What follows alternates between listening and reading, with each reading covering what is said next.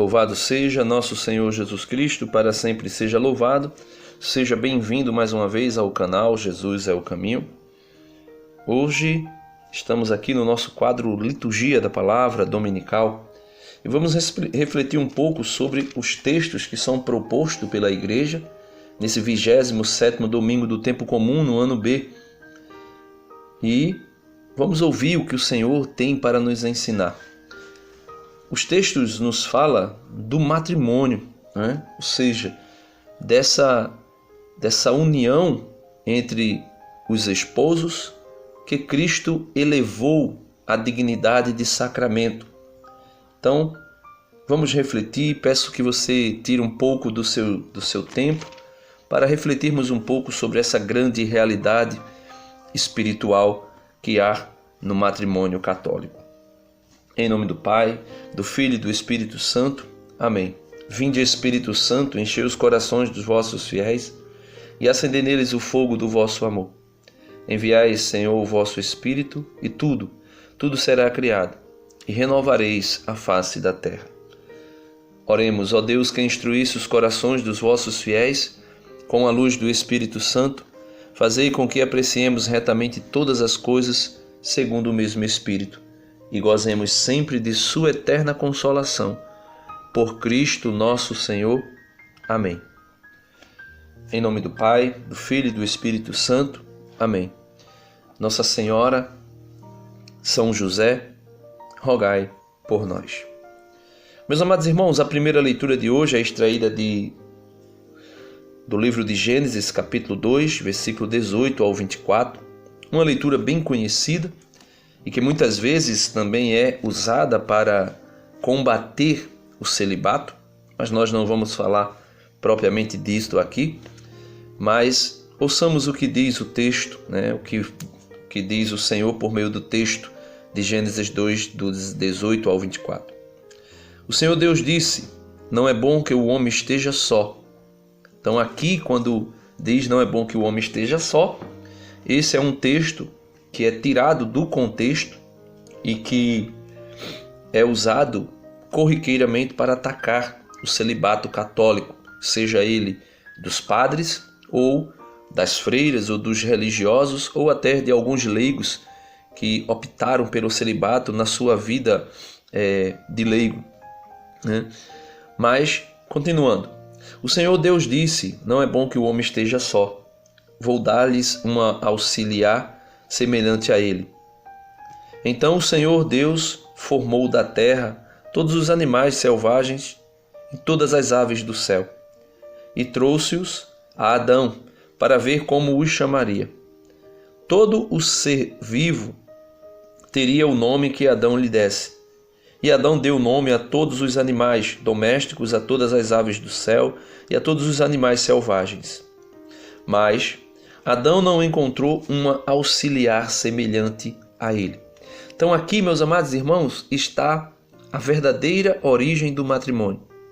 O homem criado por Deus, na sua solidão original, essa solidão original o lança à busca de Deus, mas também nessa solidão original, Deus suscita no coração do homem a união matrimonial.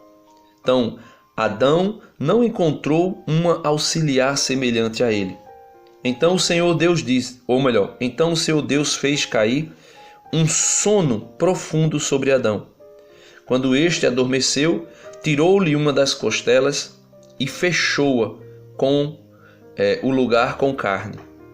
Depois da costela tirada de Adão, o Senhor Deus formou a mulher e conduziu-a a Adão. Então, esse tirar a costela, eu não vou entrar aqui no contexto literal desse texto, né? Mas esse tirar, num sentido aqui teológico, espiritual, esse tirar da costela de Adão, né, significa dizer que Deus não tira a mulher dos pés de Adão, num aspecto de dizer ela não é inferior ao homem em dignidade. Não tirou da cabeça ou de partes superior, né, o ombro, o pescoço, para também não dizer que ela em dignidade seria superior ao homem, mas tirou da costela, ou seja, podemos assim dizer, do mesmo nível, aonde os dois pudessem ficar na mesma, vamos dizer assim, no mesmo patamar, na mesma altura em dignidade da pessoa humana. Então, aqui nós já podemos ver um aspecto teológico do matrimônio, aonde mostra o homem e a mulher como seres semelhantes, iguais, num aspecto de dignidade. Continuemos. Depois da costela retirada de Adão, o Senhor Deus formou a mulher e conduziu-a a Adão.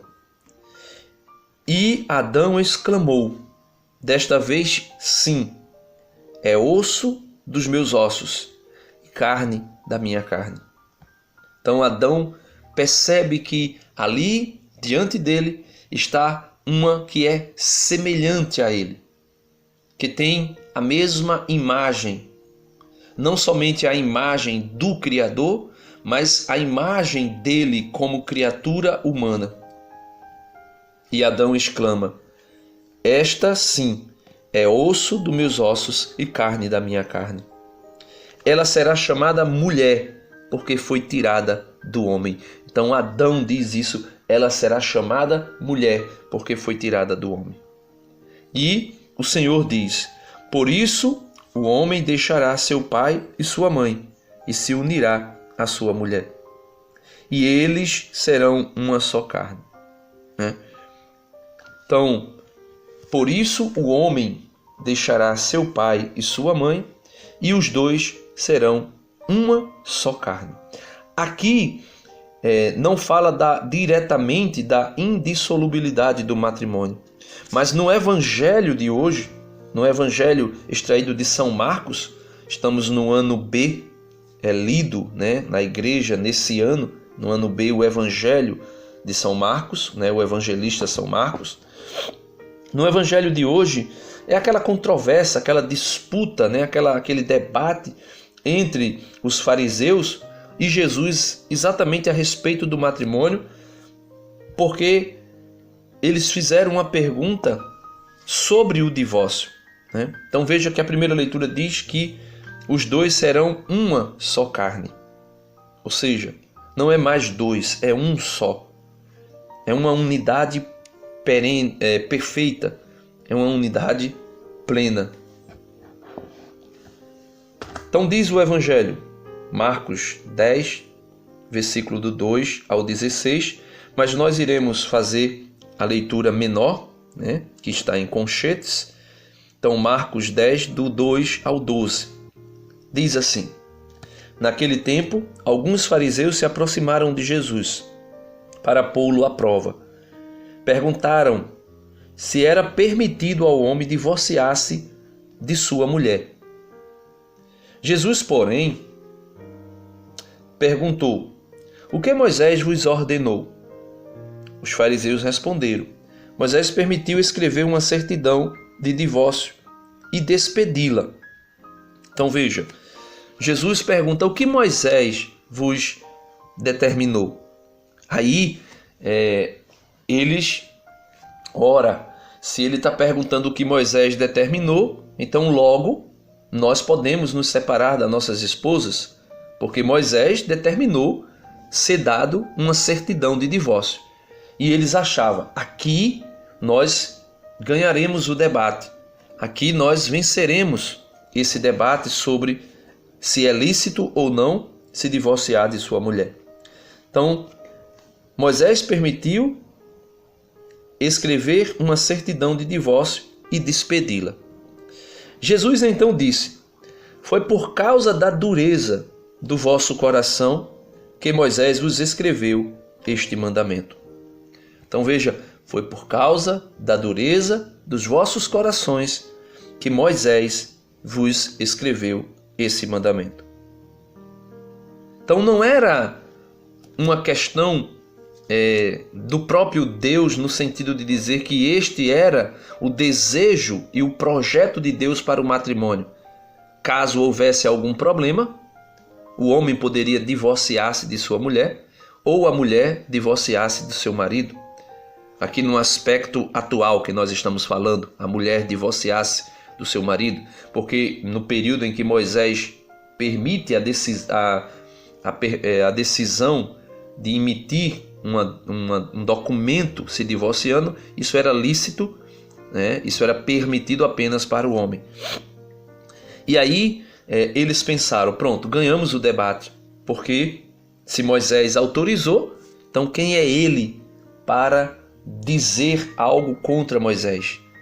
Quem é ele para ir contra o grande Moisés, o grande profeta Moisés, escolhido pelo próprio Deus para libertar o povo do Egito e introduzir na terra prometida? Mas veja o que Jesus diz, versículo 6 do Evangelho de hoje. No entanto, desde o começo da criação, Deus os fez homem e mulher. Versículo 7. Por isso, o homem deixará seu pai e sua mãe, e os dois serão uma só carne. Então veja, Adão e Eva são duas pessoas, mas são uma só carne. Por quê? Porque Eva tem o seu material, aqui eu vou falar para a gente poder entender melhor o que eu quero dizer no aspecto teológico. Eva tem o material genético de Adão. E ali, mesmo sendo duas pessoas distintas, mas, como disse o próprio Adão, esta é osso dos meus ossos, é carne da minha carne. Ou seja, era duas pessoas, mas era uma só carne. Você consegue entender o significado teológico do matrimônio aqui? Quando Adão exclama, esta sim é osso dos meus ossos, é carne da minha carne. O Senhor Jesus repete, versículo 7 do Evangelho de hoje, por isso o homem deixará seu pai e sua mãe, e os dois serão uma só carne. É como se Deus fizesse o contrário. Era duas pessoas, né, no início. Veja, pense comigo. Existia só Adão, e Deus tira de Adão osso e carne e gera, e cria, melhor dizendo, e cria, né, outra pessoa. No matrimônio é como se fizesse o oposto. É duas pessoas, mas pela união matrimonial se torna uma. É como se você que é esposo fosse Adão e você que é esposa fosse Eva, só que ao invés de Deus tirar de Adão e criar outro ser, no matrimônio é como se Deus pegasse a mulher e unisse ao homem novamente, e ali não fosse mais dois, mas apenas um.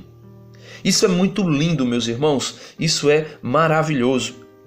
Por isso o Senhor Jesus diz, né? Versículo 7, por isso o homem deixará seu pai e sua mãe, e os dois serão uma só carne. E Jesus diz, assim já não são dois, mas uma só carne.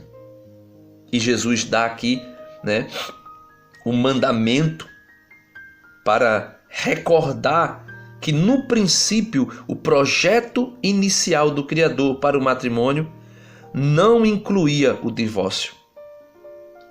Portanto, né, assim já não são dois, mas uma só carne. Versículo 9. Portanto, o que Deus uniu, o homem não separe. Em casa, os discípulos fizeram novamente perguntas sobre o mesmo assunto, né? Jesus respondeu, quem se divorciar de sua mulher e casar com outra, comete adultério contra a primeira. Eu tenho uma live aí que eu fiz, né, depois eu vou até ver qual é o tema, que fala sobre essa questão do matrimônio, da indissolubilidade do matrimônio. E eu aconselho você a dar uma observada. Eu queria, meus irmãos, ler aqui o parágrafo 614 do Catecismo, que Jesus fala sobre sem equívoco algum, do projeto original de Deus para o matrimônio, e que nele não estava incluso o divórcio. Moisés permitiu, é uma concessão, permitiu exatamente por causa da dureza do coração do homem. Veja o que diz o Catecismo da Igreja Católica. Em sua pregação, Jesus ensinou sem equívoco. Jesus não se equivocou.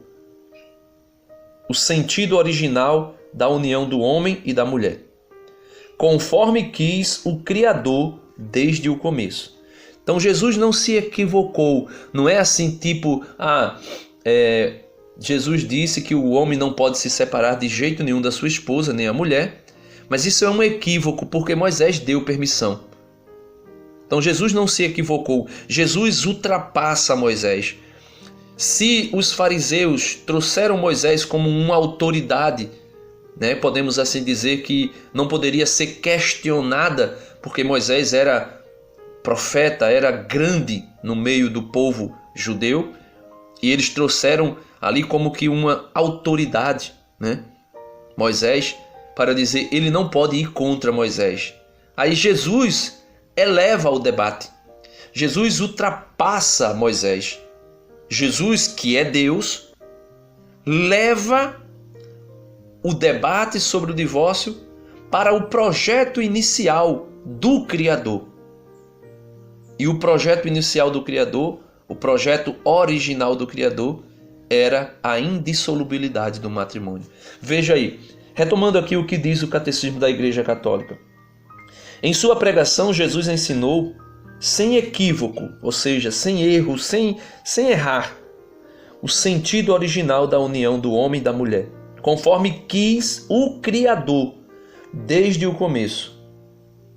A permissão de repudiar a própria mulher, concedida por Moisés, era uma concessão devida à dureza do coração. Então, o coração duro do homem, por não saber perdoar, por não ter capacidade de perdoar pelas suas próprias forças e não recorrendo a Deus, aí optavam pelo divórcio. Então, por conta dessa dureza, Moisés permite o divórcio. Era uma concessão, não era um projeto inicial de Deus. Era uma permissão. Vamos dizer, era uma exceção que se abria para que os esposos não matassem suas esposas. Por conta dessa dureza do coração. E o catecismo continua. A união matrimonial do homem e da mulher é indissolúvel, pois Deus mesmo a retificou. Mateus 19, versículo 6. O que Deus uniu, o homem não deve separar. É a mesma coisa que Jesus diz aqui. O que Deus uniu, não separe o homem. Não separe o homem. Não pode haver divórcio. É o projeto inicial de Deus. É o projeto inicial do Criador. Porque muitas vezes as pessoas começam a dizer, olha, está tendo alguma coisa, então o casal não pode continuar junto, porque senão eles mesmos irão um matar ao outro. Aí a igreja, nesses aspectos, a igreja autoriza, exatamente por conta da dureza, por conta da falta de conversão do casal, Porque o casal não consegue aprofundar o amor mútuo, como diz o Catecismo da Igreja Católica. Então aqui encontrei o parágrafo 1644, 1644 do Catecismo, vem falar dessa indissolubilidade e desse chamado aos esposos a viver o amor no matrimônio e na comunidade familiar, para dar continuidade a essa união, para que os esposos não busquem divorciar-se. No caso aqui não é o divórcio, mas se separar, né? Porque existe algumas possibilidades da separação de corpos, não é o divórcio, é separação de corpos, porque pode ser que, se continuarem juntos, acabe um matando o outro, e isso aí a igreja jamais iria permitir, forçar um casal viver junto a ponto de um querer matar o outro, por conta de que o divórcio é indissolúvel, né? Porém, ou melhor, por conta que o matrimônio é indissolúvel. Porém, mesmo que se separem, os corpos, eles ainda continuarão casados até que a morte os separe. Diz aí São Paulo aos Coríntios. Mas vamos ver, para que esse desejo de divórcio não entre nos esposos, vamos ver o que diz o Catecismo no parágrafo 1644. O amor dos esposos exige, por sua própria natureza, a unidade e a indissolubilidade do matrimônio, da comunidade de pessoas que engloba toda a sua vida, de modo que já não são dois, mas uma só carne. Eles, os esposos, são chamados a crescer continuamente nesta comunhão por meio da fidelidade cotidiana à promessa matrimonial do dom total recíproco. Então, existe um chamado à vocação matrimonial. É por isso que o matrimônio, como também o sacramento da ordem, são chamados de sacramento do serviço. Existe um chamado a esta vocação matrimonial, aonde os esposos devem buscar continuamente crescer nesse amor, crescer nesta união, né? Esta comunhão humana é confirmada, purificada e aperfeiçoada pela comunhão em Jesus Cristo, concedida pelo sacramento do matrimônio. Então, a união dos esposos, ela acontece e ela é confirmada e ela durará para a vida eterna, né? Quando eu digo a união, eu falo essa comunhão dos esposos. Não estou falando aqui da indissolubilidade do matrimônio, mas essa união ela se dará e será mais fácil de vivê-la se os esposos buscar viver em Cristo essa união, né? É aprofundada pela vida da fé comum e pela Eucaristia recebida pelos dois. Então, a mesma fé católica, a missa familiar, né? Buscar sempre que possível estar na missa os dois, né? Buscar sempre que possível viver essa união matrimonial, não somente no corre-corre da vida cotidiana, mas também na vida religiosa, na vida de fé. Se possível, rezar junto, né? Se possível, ir, né, à missa juntos e viver, né? E o parágrafo 1645 continua dizendo: a unidade do matrimônio é também claramente confirmada pelo Senhor, mediante a igual dignidade do homem e da mulher como pessoas, a qual deve ser reconhecida no amor mútuo e perfeito. Aí ele diz, hoje está tão comum o tal poliamor, né? Ele fala, a poligamia é contrária a essa união, é contrária a essa igual dignidade e o amor conjugal, que é único e exclusivo. E somente assim, meus irmãos, nós podemos nos deleitar no nosso matrimônio naquilo que diz o salmista de hoje para nós, dizendo: o Senhor te abençoe de Sião cada dia de sua vida. Feliz és tu se temes ao Senhor, o homem e a mulher que teme ao Senhor, e trilhas os seus caminhos. Do trabalho de tuas mãos hás de viver. Serás feliz, tudo irá bem. A tua esposa é uma videira bem fecunda no coração da tua casa. Os teus filhos serão rebentos de oliveira ao redor de tua mesa. Será assim abençoado todo homem que teme ao Senhor. O Senhor te abençoe de Sião cada dia de tua vida, para que vejas prosperar Jerusalém e os filhos dos teus filhos. Ó Senhor, que venha a paz a Israel, que venha a paz ao vosso povo. Então, a segunda leitura de hoje é tirada da carta aos Hebreus e vem falar de Cristo, que é o santificador. O santificador. E tanto o santificador como os santificados descendem de um só, ou seja, descendem de Deus. E esse Cristo que é o santificador é quem vai santificar o matrimônio. Principalmente, meus irmãos, quando nós introduzimos a Santíssima Virgem Maria nele. E por meio da recitação do terço, da recitação do rosário, nós podemos desfrutar, deleitarmos do vinho novo que é trazido por Jesus mediante a intercessão da bem-aventurada e sempre Virgem Maria. Que Deus nos abençoe, que Deus nos dê a sua graça, sua misericórdia e que Ele nos auxilie a vivermos a indissolubilidade do matrimônio e também a fidelidade conjugal. Amém. Deus abençoe a todos.